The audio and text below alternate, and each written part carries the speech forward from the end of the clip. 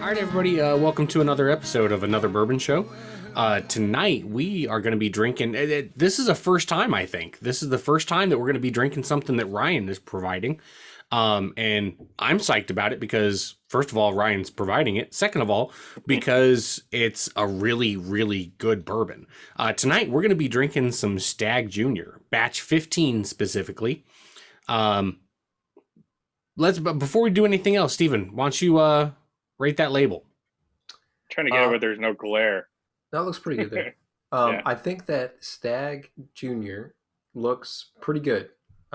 It's a weird one because it's one where the logo, I would say the antlers, is almost bigger than the name. And then you have Junior, which is like really small letters within the Stagg part. So it just has a lot of interesting choices right off the bat. And I think that it's not my favorite label.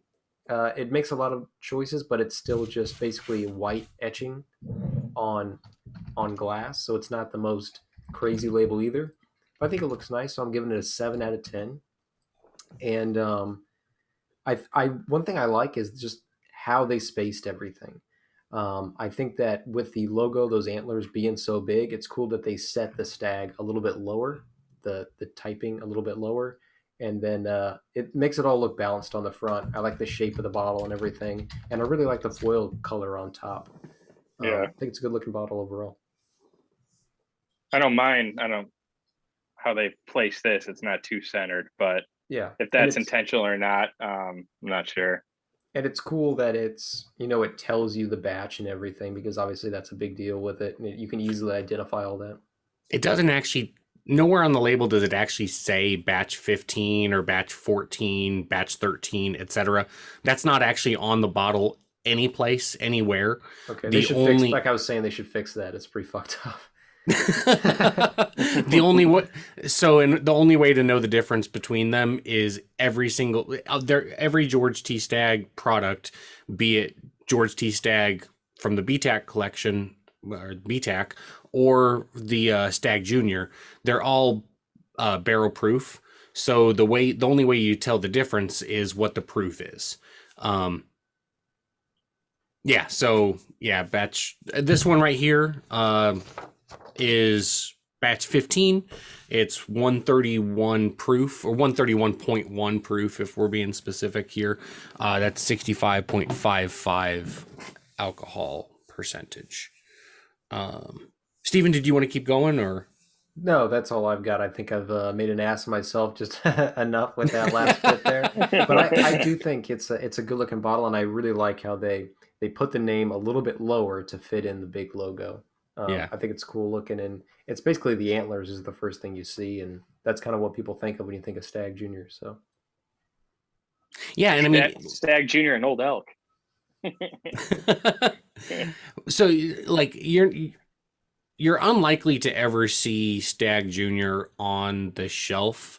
There are certain places where it is, don't get me wrong.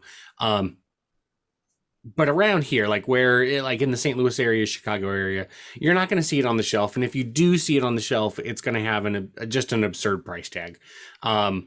Just a stupid price tag. But if you did happen to see it on a shelf, there's no mistaking it, right? Like, you can see it and spot it and know exactly what it is from a distance, pretty much anytime. So I think your 7 out of 10 makes sense, Stephen. I think that's fair. So Stagg Jr., it's a Buffalo Trace product. It's mash bill number 1, which is the low rye mash bill. That's the same mash bill that produces Buffalo Trace itself, Eagle Rare, E.H. Taylor, Eagle Rare 17 from the BTAC, and George T. Stagg from the BTAC. We don't know exactly what the mash bill is, but it's rumored to be around 80% corn, 10% rye, 10% malted barley. But there is no confirmation on that whatsoever. SRP for Stagg Jr. is $60. And like I said before, it's not an easy one to find.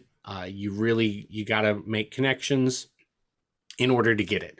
I tried really hard. I tried 3 different local liquor shops. Tried to grab some batch 15, and I struck out this on the batch 15.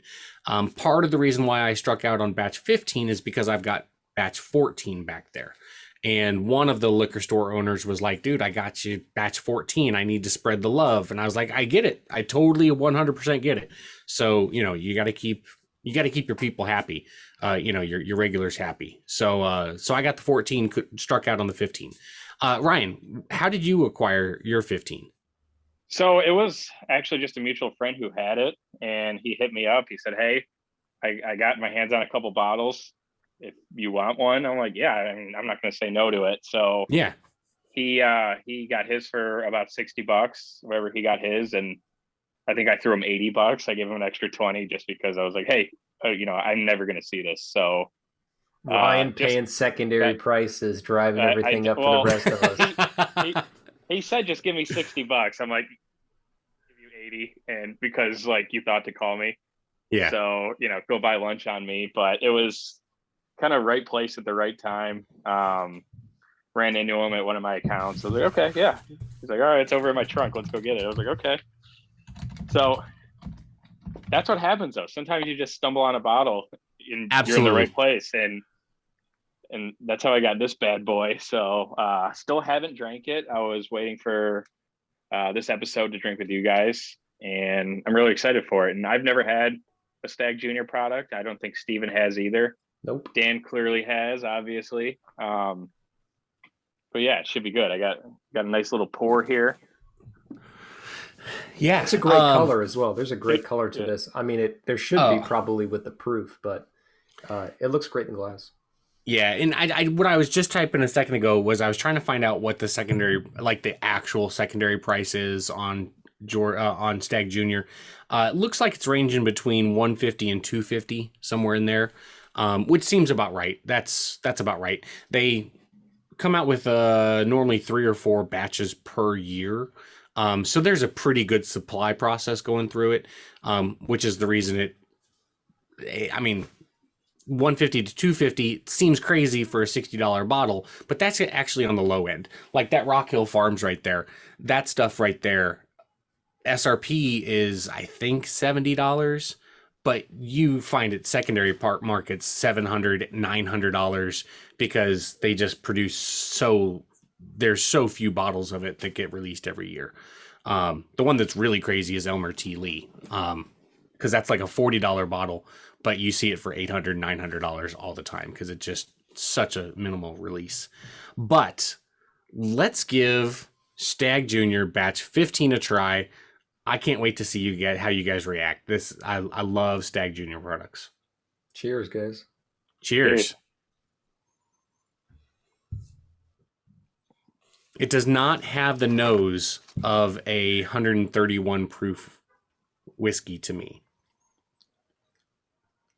No, it doesn't. I get a lot of I get strong scents, but what I don't get is an ethanol burn. It's not like a painful burn when you nose it. You smell a little bit of alcohol, don't get me wrong, but not like 131 proof worth. Yeah. Nice and sweet. This will put color in your cheeks. Yeah. Uh-huh.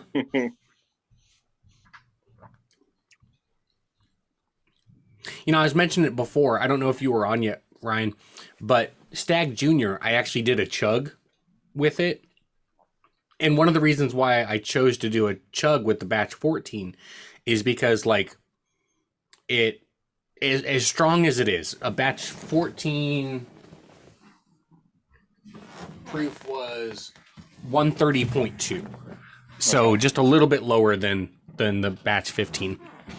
But although the proof is super sky high, it's nice and smooth, right? It doesn't immediately punch you in the gut.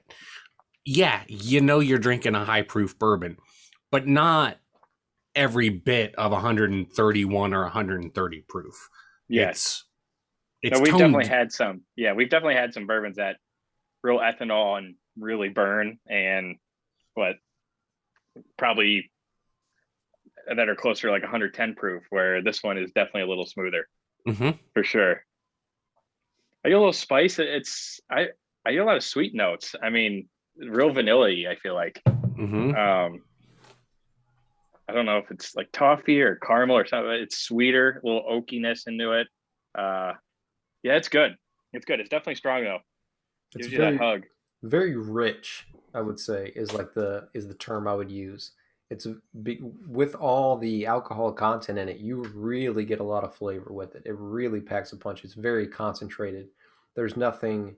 I mean, it was just a couple weeks ago we were having Jim Beam Black, and I had some Jim Beam White with it, and it's just like it seems so millions of miles away from this in terms of like that. It's like whiskey flavored water, and this is like whiskey flavored whiskey right at you. Yeah. So all of the Stagg Jr., like the Stagg Jr. and the George T. Stagg, they're really well known for having more of a brown sugar flavor as opposed to a caramel. A lot of vanilla in it, and then of course you get like a strong oaky flavor. Not oaky on the level of the Jim Beam Black. That's possibly the most oaky bourbon I've ever had in my life, to be honest with you. But a hint of oak, and then you typically get like some cherries or some peaches. And I would say that I get a little bit of cherry in this.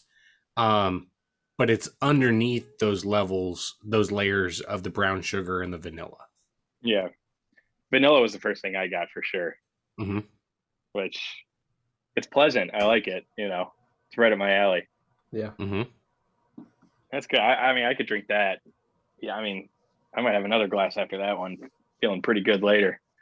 Well, I'm going to drink every bit of it that you sent us tonight. So I made sure. I mean, I wanted to give you guys a good amount too. I didn't skimp on it. Yeah, thank you. So at least I don't feel like I did. If I did, you could call me out. No, I don't think so at all. But at one point, I was like, "Damn, which whiskey did I just pour into this one?" I'm just kidding. But I did know another one we're doing later, but considerably just darker. Like I don't know if you did side by side with the other bigger pour I did, but one of them was a lot darker. Well, the Old Forester we're going to do is darker than this one, which was like looking side by side. I'm like, oh man, well, if I get confused which one's which before labeling, I'll know which one's the right one. Yeah. Yeah. Yeah, no. So Ryan just mentioned it for the listeners. He's providing tonight's episode and then the next 2 episodes from here. And then what's the other one that you sent us? Smoke Wagon Uncut Unfiltered. Oh, that's right. Smoke Wagon Uncut Unfiltered. Yeah, which I'm excited for Steven to try. I got Steven's bottle of that. And I still haven't been able to get it to him. I thought you were going to say, and I poured it out of that.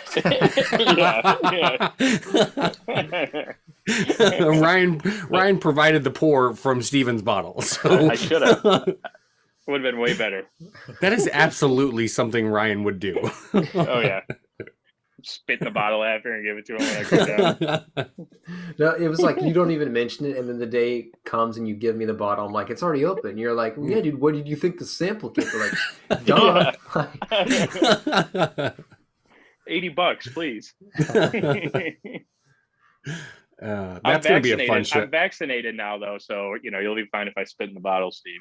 Oh, thank you, Ryan. By the way, no problem, dude. You got the Johnson & Johnson, which, there's rumors maybe they're going to cancel that one. And if they cancel it, my question is, does your blood become more valuable? Because I would 100% bounty hunt your blood and sell it on the black market. I hope so, man. I get that vaccine, and then a day and a half later, it's been pulled off the market by the CDC. I'm like, you got to be fucking kidding me. I got everyone. It kicked my ass, too. It kicked my ass. I mean, thank God. I also went out and got drunk on Saturday, the day I got it, which probably wasn't the best move. I drank for about 9 to 10 hours after I got it. But this is I woke up, but it CDC, wasn't. just put it back in. This is the Yeah. kind of shit. This is the sample size we got right now. I wasn't hungover. I got up twice to take a leak the whole day, and that's all I did. And then I called off work the next day. It was brutal. But Did you just take that one day off, or did you take more? I just took the one day off, but Okay. I've still been pretty like just exhausted and tired since. I imagine I'll be back to 100% soon, but yeah, it was not fun. The line at the CVS was huge. Like there were 15-minute windows. Get in and there's like 15 people in line. They're like, yeah, the other shot girl is on break. I'm like, how long's the break been? They're like, oh, it's been over an hour. And I'm like, oh, okay, sweet. And then you just got old people bitching. How I can't stand here for an hour, you know. So I went and got this old lady a chair so she'd quit bitching. And then she still bitched. She was like, there's other old people in line. I mean, what are we supposed to do if we're handicapped? I'm like, I don't care. I don't care. And they say chivalry's dead. Yeah. It's just like, quit bitching. And I'm like, at least you don't have to come back twice. You're getting one shot and no one else has to hear you complain next time. Just a miserable sack. That day after the vaccine, I think I would have had taken COVID for a week over that shit. That was brutal. That was the sickest I'd been in years, you know. From the vaccine? Yeah. Yeah. Yeah. I was like, oh, this is not good. What was happening? What symptoms did you have? What was is just the like, sickest Ryan has been in years? And it was like, it says the guy that shits himself. Like, I know. Well, that doesn't count. That was a side effect of COVID. That was bad. I did have the shits. And I think my first episode back after I had that episode where I almost shit myself during the podcast. Had the code red. Yeah. You said you were back to 100% right afterwards. No, just like the body aches. I couldn't move my head. It was one of the worst headaches I've ever had. It was just like every square inch of me was in pain. So, I mean, I guess from a standpoint of physically hurting, it was the worst I've had in years. I did throw my back out taking a shit once, and it was up there with it. And that's a true story. Well, what is that story like? Okay, so I was sick for like a week with a bad cold. I had ear infections in both ears. It was terrible. So I'm already like pissed off, and like I'm not getting any, like I'm still sick. So I'm like, I need to go back to the doctor. Maybe they'll figure out what's wrong with me. The last doctor seemed like an idiot. So I'm there. I feel like shit.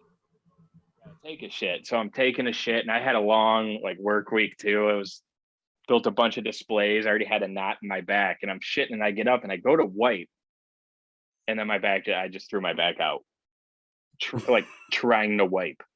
So I was just like, oh God. So I probably sat like that for like 15 minutes as the shit just dried. And I'm, trying to wipe. And eventually I get it to, I wipe, and I stand in front of my bed for about an hour. I couldn't lay down. And I had a full-on panic attack. Went to the Minute Clinic, and I'm like, I need antibiotics and fucking painkillers because I am terrible. If you don't, I'm gonna lose my shit. And they did it, and then I was fine like 2 weeks later. They call that drug-seeking behavior, Yeah, well, I needed something, dude. I'm like, come on, I can't throw it out at work. It has to be while I'm taking a shit. Just humility. I'm actually a little bit disappointed by that story. I was hoping you were sorry. The way you worded it, I thought you threw it out from like the process of shitting, right? So okay. I picture you like. Yeah, I was definitely. And then I throw it out like that. No, thankfully, Okay. This one wasn't too hard. It was real soft. Yeah, it's because you got a terrible wiping technique, dude. Yeah. Don't blame it on your shitting. It's your wiping technique. You ever wipe with your other hand though? It's weird. No, I don't want to throw my back out. Oh man, I do need to wipe a little better, I guess. You need to get a bidet. Wipes. Nobody with a bidet throws their back out. I had a bidet when I lived in Germany. I also had a urinal when I lived in Germany. We have a bidet in awesome. one of our toilets. Yeah. Well, Yeah, in it took, Germany, like, it was 10 in Germany it minutes was to put like 2 different devices, like they're side by side, and you shit, and then you move to the bidet. in. Oh, really? You don't, I, yeah, because I like that's the way there's like that's the way it's been in like Europe for fucking ever.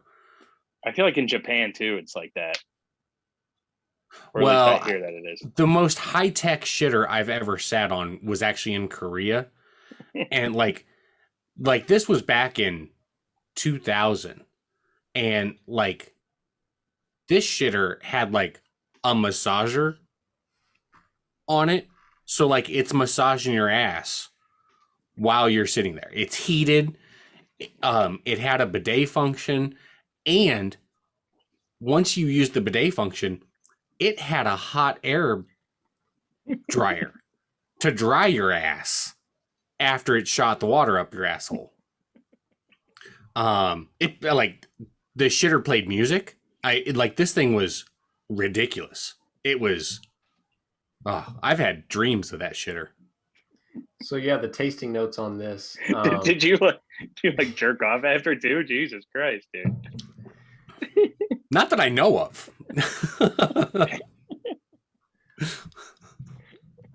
Like I need to go to Korea. Oh man, their shitter technology is far superior to Now, and that was what 20 years ago. Yeah, that was what 20 years else ago. now? Definitely some Yeah. vanilla in there. And, Anyways, Well, okay, if anybody listens to this show for bourbon, they know to check out the first 15 minutes and the last 10 minutes. Everything between there is not bourbon related. I thought it would just be nice. I didn't mean for you to stop. I was just gonna. There was gonna be a background chorus of me going through the palette of Stagg Jr. I'm getting my nuts sonogrammed tomorrow. Getting You a got a lump? sonic. No lump. Have we talked about the size of my nuts before? I'm sure we have. Dan. I think I think like at the bar we have. Yeah, they're really, really big. Like really big. And my general practitioner like finally like, okay, so I love my general practitioner. There's my wife hates him, but I love him because for one reason. I could call him and say, I need insert prescription medicine. And he would say, okay, done. It'll be at the pharmacy 15 minutes from now, 20 minutes from now, whatever. He doesn't need to see me. He trusts that if I tell him I need whatever, he will fill the prescription for me. And I appreciate that. So anyway, normal checkup a while back, he wanted to see my nuts, and he saw them. He was just like, those are really big. Do you mind if we have a sonogram? I was like, I don't care. He's like, I'd like to just have a sonogram just to make sure everything is functional down there. Everything is right. And I'm like, I got a kid. They work. He goes, no, not like that. He goes, just to make sure, like, general well-being, good health. And I was like, okay, fine. Yeah. So tomorrow I'm having my Are they nuts always sonogrammed. like sometimes when it gets really hot, they get droopy? Well- Are you just constantly like? No, they Like- move just like, I'm talking about the actual testicle, not the scrotum. The Okay. scrotum pulls them closer or drops them down. I'm talking about the actual testicles. They're fucking huge. It's weird how the oak really opens up towards the It end. really of the does.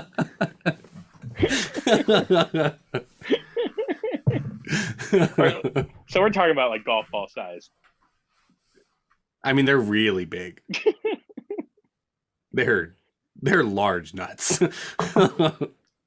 And if you sign up for the Another Bourbon Show OnlyFans, that'll be our first post.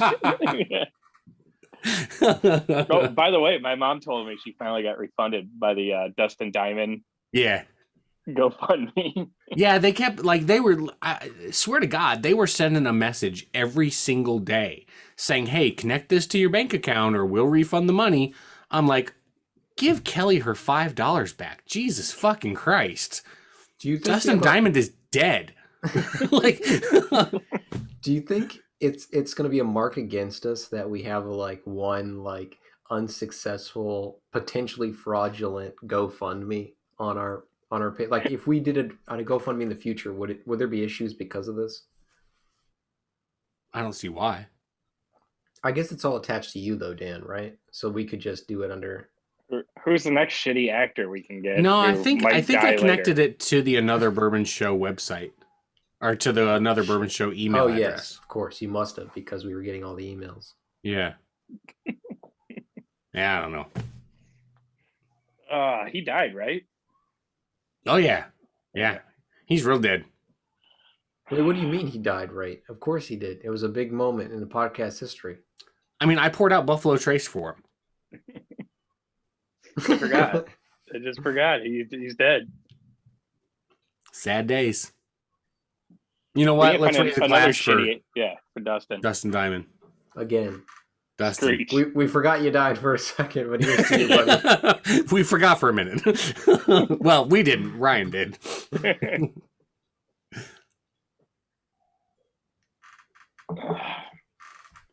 He would have enjoyed Stagg Jr. Yeah, that is really good stuff. Yeah, that's very good. I wouldn't pour that out for him.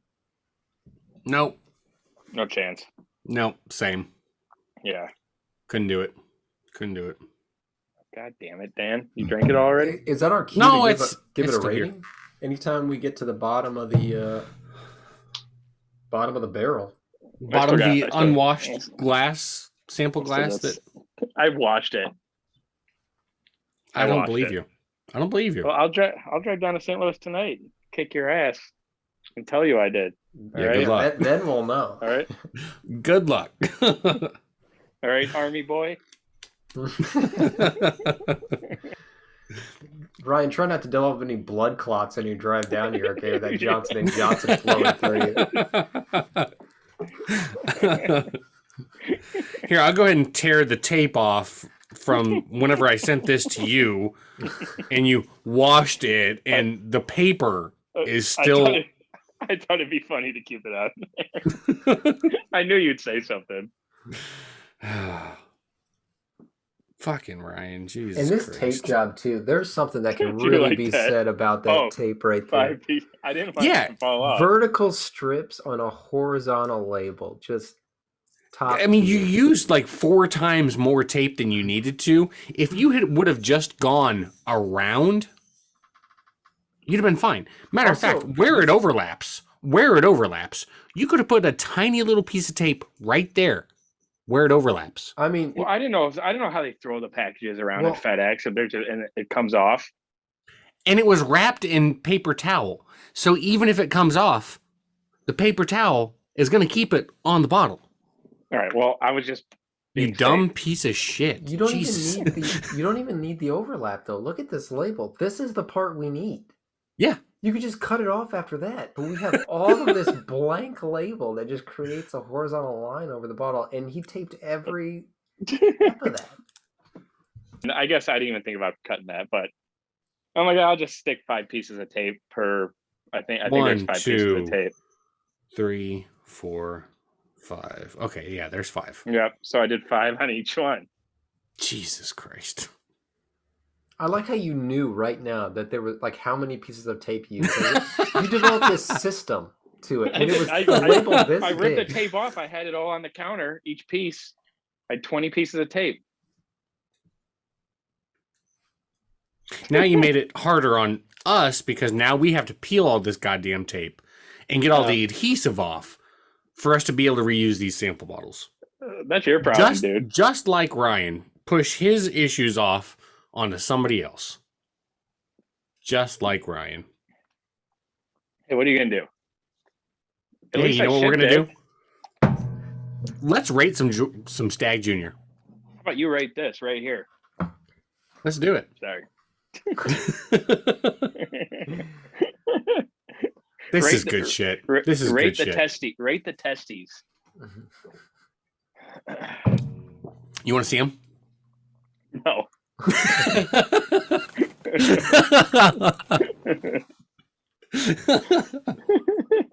Dan, how about you start? You kind of want to see him, don't you? When we're drunk at the bar, I'll ask.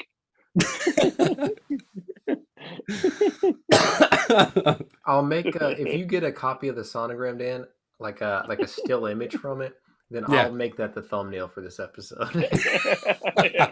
Yeah. I don't know if thumbnail is appropriate though. More like fist nail, like because a thumb but larger. Yeah, you just don't have Yeah. a nail on your fist, so Yeah, that's true. Yeah. not Good really point. a thing. Good point. Oh shit. So do we want to go ahead and rate this? Yeah. let's Yeah, do how it. about you start? I'll start. 8.1. 8.1.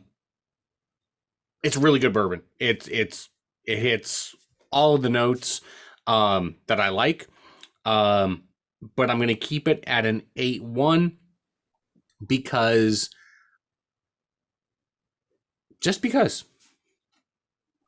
I think it's an 8.1.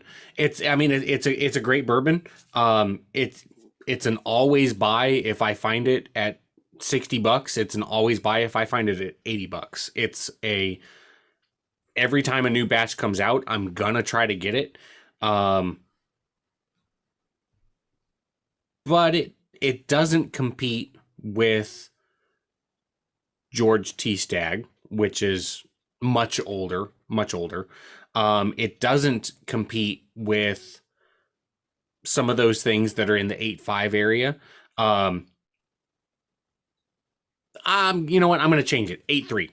8.3. I'm going to give it an extra 0.2 because it is really fucking good.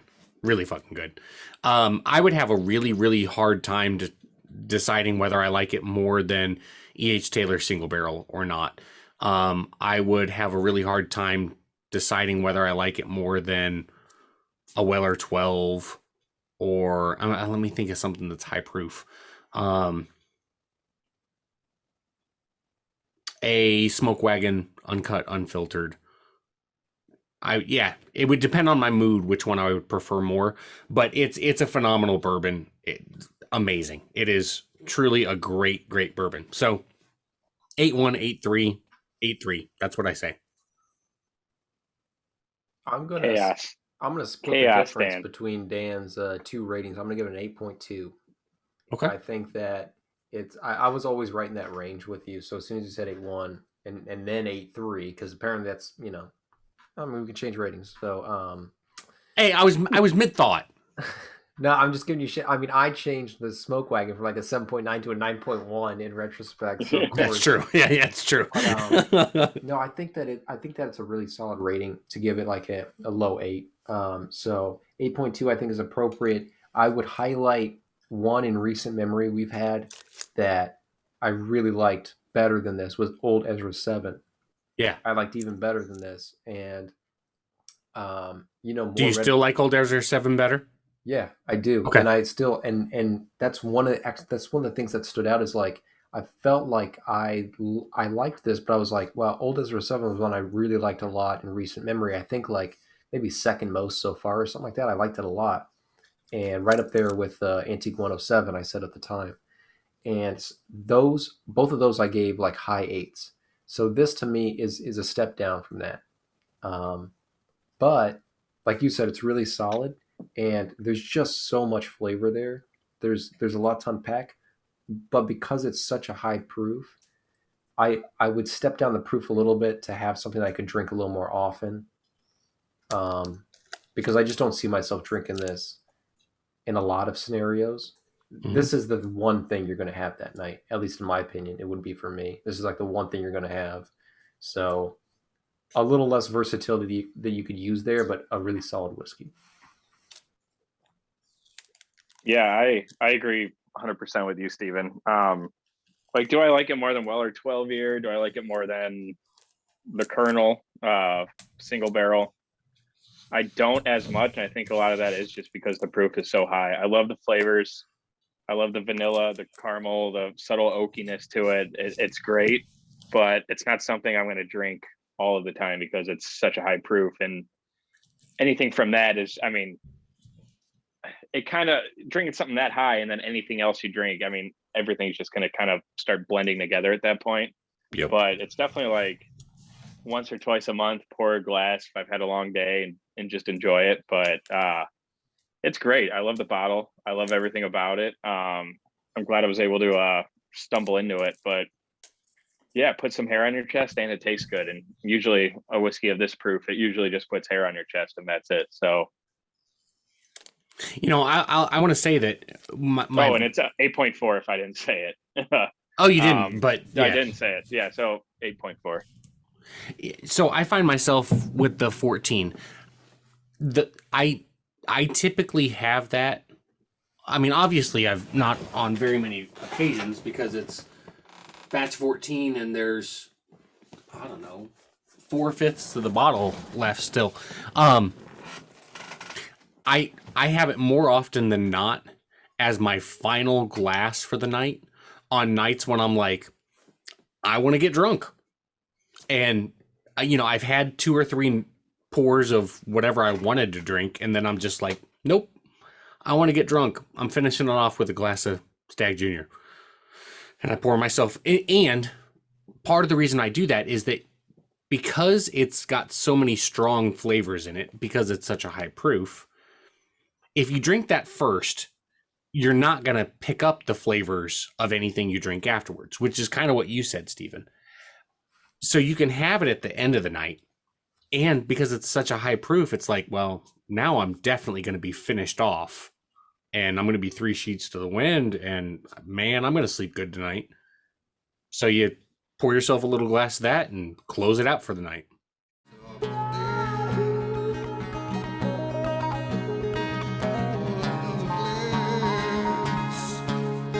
Another brother showing